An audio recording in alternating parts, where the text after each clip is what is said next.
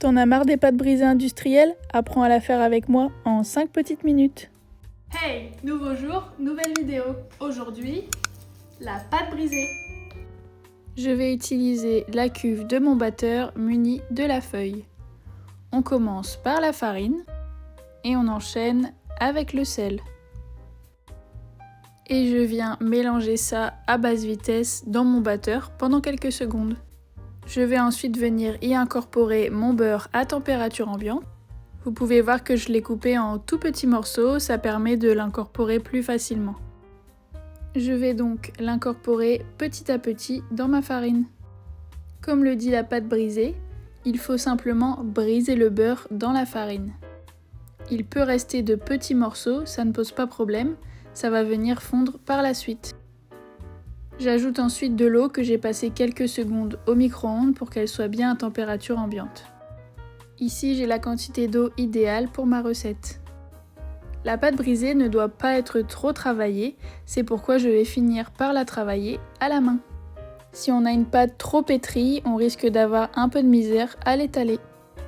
Alors je fais à l'ancienne, je farine mon plan de travail et je viens finir de la travailler à la main.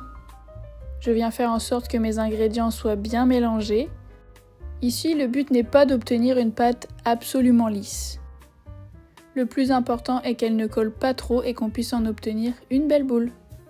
Ici, ma recette peut servir à faire 2 fonds de tarte ou alors une tourte. Je vais ici la séparer en 2 parties.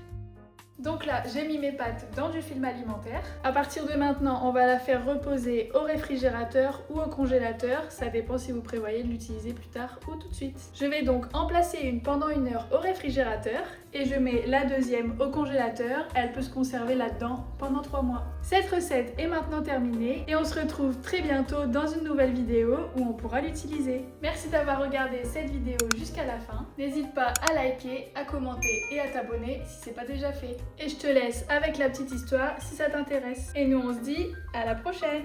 La pâte brisée remonte au Moyen-Âge. À l'époque, les cuisiniers mélangeaient farine et eau pour obtenir une pâte très dure. Elle servait surtout de récipient pour cuire la viande. On ne la mangeait même pas. Avec le temps, les pâtissiers ont décidé d'y ajouter du beurre pour la rendre plus savoureuse. La technique consistait à briser le beurre dans la farine, ce qui empêche le gluten de trop se développer et donne une pâte friable et croustillante. C'est comme ça qu'est née la pâte brisée, devenue aujourd'hui la base de nombreuses tartes et quiches.